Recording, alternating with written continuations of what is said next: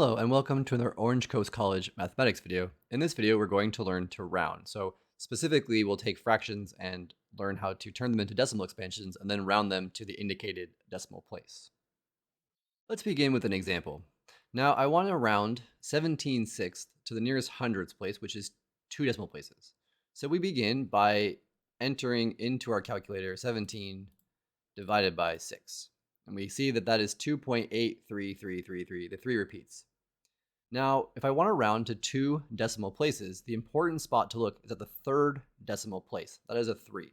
Now, if that number is 5 or larger, we round up. So that 2.83 would become 2.84 if that highlighted third spot was 5 or larger. If it's less than 5, then we leave our second decimal place alone. So since that highlighted digit is 3, then we simply chop off all of the decimal places after the second one. So this becomes, we can write approximately in here, 2.83. And that's it. Okay, example 2. Round 7 pi over 2 to the nearest whole number. Now there's a couple things going on here. And the first thing is that we never want to round until we're done with the full calculation. And the reason why is if I round at intermediate steps of the problem, I'm introducing what's called rounding error. So for instance, if I rounded that pi to 3.14 and then multiplied by 7 divided by 2, you're actually increasing the error, right? Because you took the part that you chopped off from pi and then multiplied it by 7 halves. So what we do though, type this into your calculator. If you can, type everything into your calculator at once. So we have 7 pi and then divide by 2. And we get 10.99557429. But we want to round to the nearest whole number. So that means we'd simply look at the first decimal place. And again, since this is larger than 5 or larger, it's a 9, we simply round up. So this becomes 11. So this digit that we're rounding to, the whole nearest whole number, goes up by 1. And that's it.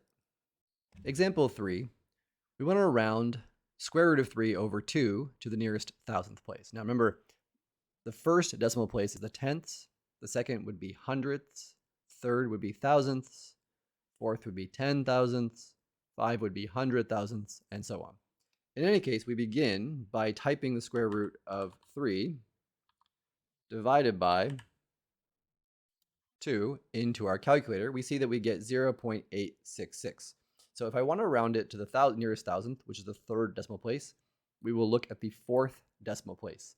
That number is less than 5, it's 0. So we simply truncate this.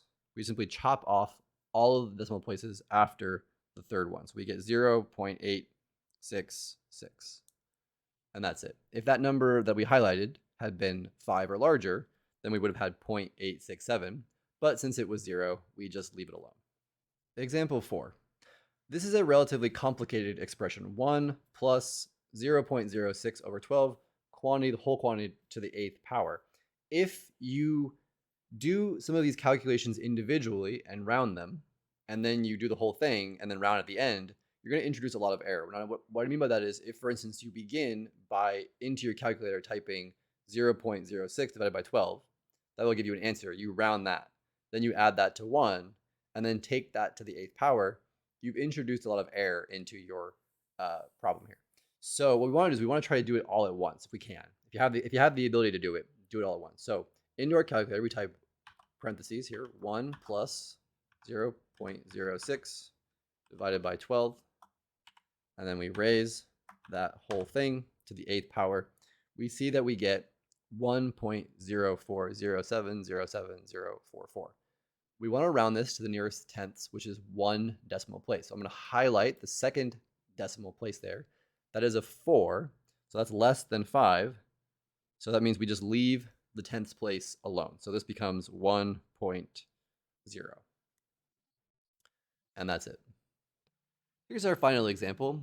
We want to round 27.6 divided by the square root of 35 to the nearest 10,000th place. So we start by typing that into our calculator. Again, we try not to do any intermediate steps if we can help it. We get 4.665251486. Really, the decimal expansion is longer than this, but our calculator here can only show, I believe, 9 decimal places. So if we want to round to the nearest 10,000th or 4th decimal place, we highlight the 5th decimal place, which is a 5. That means we round up. So this will become 4.665, and then since that was a 5, we round up to 0.53. Okay, the idea here, by the way, is that if we want to go to 4 decimal places, this will be closer to 4.6653, right? Since this is bigger than 1/2, this will be closer to 4.6653 than it is to 4.6652, which is why we round up when this number is 5 or larger. In any case, that's it for rounding.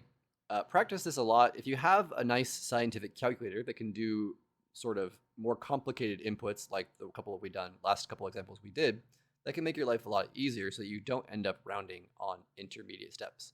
If you have a simpler calculator, my suggestion is if you have to do your problem with intermediate steps, try not to round or round to many more decimal places than you need for the final problem.